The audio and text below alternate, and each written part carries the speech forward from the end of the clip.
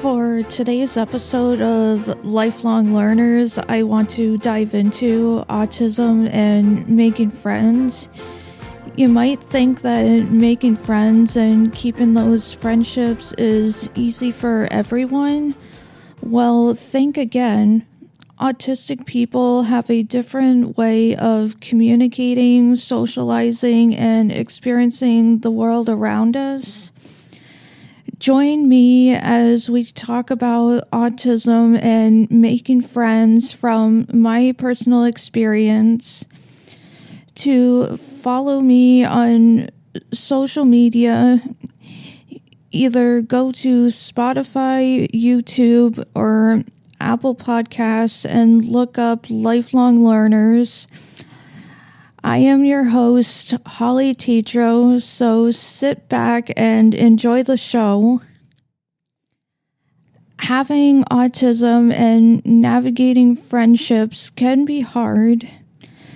An autistic brain can make it harder to understand social cues and nonverbal cues. Many people who have autism can't understand someone else's body language, and all of these things combined can make it difficult to find and maintain friendships.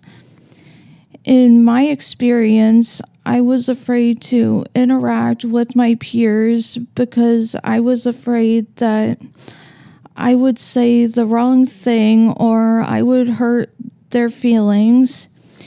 In school, before I got diagnosed with autism, I was socially awkward because I did not understand social cues or how to take turns in a conversation when I was younger.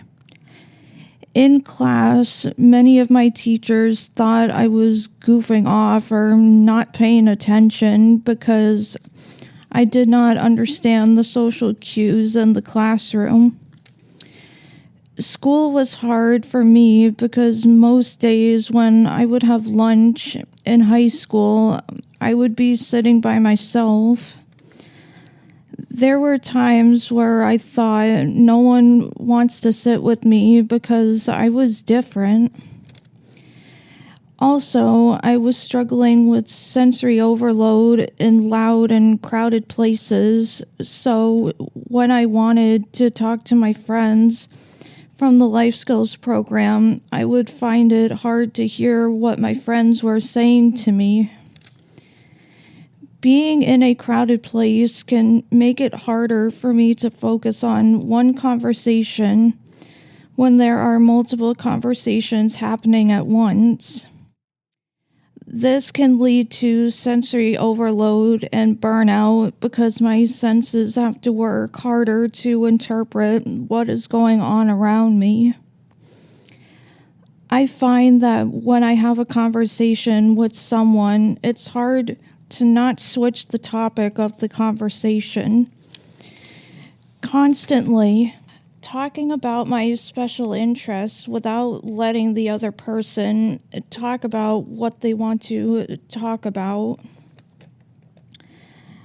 Having autism and navigating friendships can be a challenge, but being open to making mistakes because no one is going to have a perfect friend or friendship on the first try. It takes time for autistic individuals to feel comfortable in social situations. Also, we need people to understand our sensory differences and accept us for who we are. Even though it can be hard for autistic individuals to do certain things, try starting with something small like a play date with one of their friends from school. Then work on something more stimulating, like finding ways to modify certain activities, such as using noise-canceling headphones to block out the noise.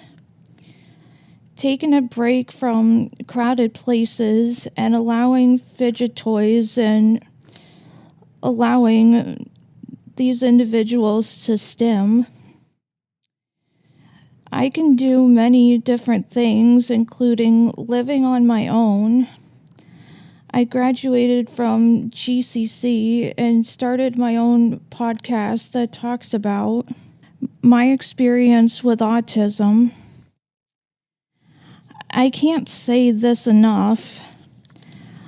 Autism isn't a horror story. It's a spectrum where people experience the world differently. And there's nothing wrong with how you experience the world around you.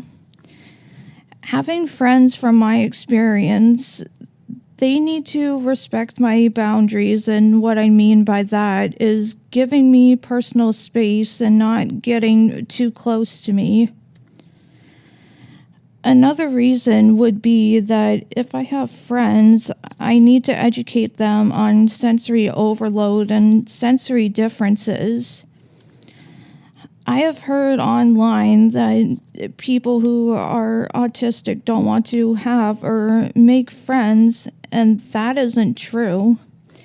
And let me tell you why.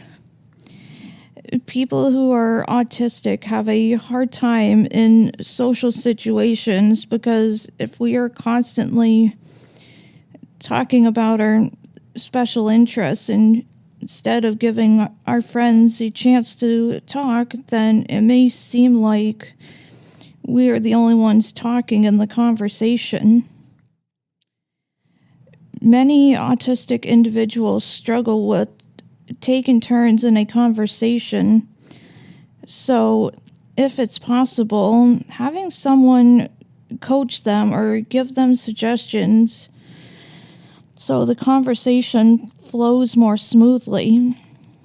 Many individuals with autism have empathy towards others, like their friends and their family. Most people might think that autistic people don't have compassion for others, but we do. When I still had my job at Prospect Meadow Farm, I noticed one of my friends wasn't having a good day, so instead of laughing at them, I went over to them and asked them what was wrong and rubbed their back. I even reassured them that everything was going to be okay. I have even formed friendships through the Neurodiversity Club at GCC. On Wednesdays when we meet for club, we talk about our special interests, events we want to do each semester.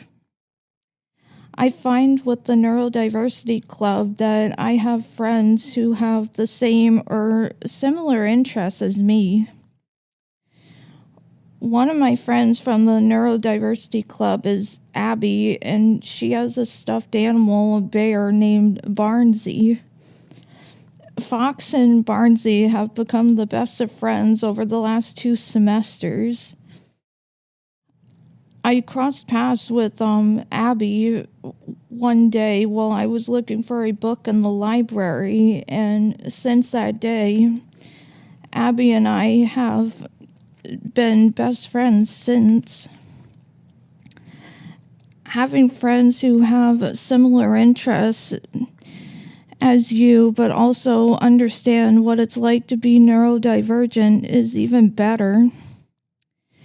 Being neurodivergent means we have a different way of making friends.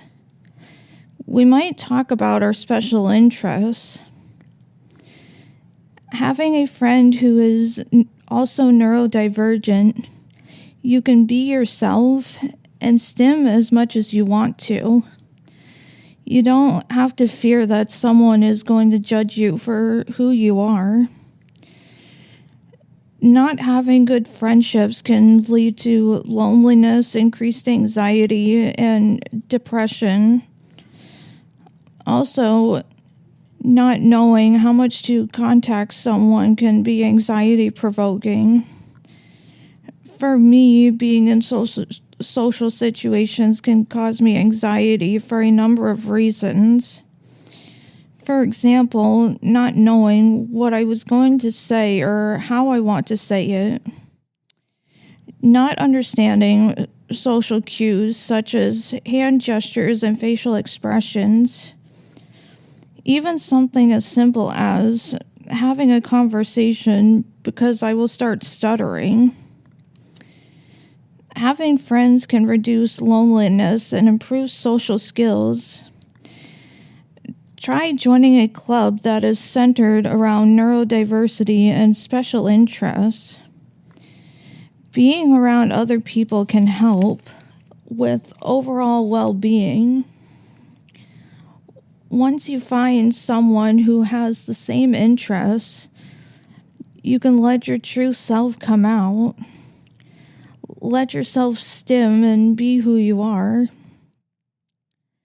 Having people who understand neurodiversity can make a difference and be there to support someone when they are having a bad day.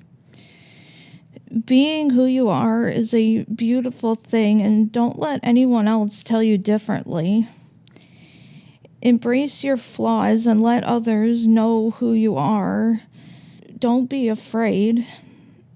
This world and society wants us to be afraid, but if we can find the courage to stand up to all the hate in this world, we will make a change. Be the change you wish to see. We need to make our voices heard because this society is trying to silence people with many different abilities, and I will not let that happen because I will continue to advocate and speak up no matter what until we win this battle. This world needs people who are brave and willing to share their story, and this is why I am getting my autism story out there, because there is so much fake news, and hearing about autism from someone who has autism would have more of an impact and show people that vaccines don't cause autism, but people with autism can live on their own, go to college, and thrive in the community. That's it for today's episode of Lifelong Learners. In this episode, we covered autism, friendships, and how autism is viewed in politics. Today, I want to thank everyone at GCC for helping me get the facts about autism out there. Make sure to tune in next time where I talk about a day in the life with autism. As always, I am your host, Holly Tetreault.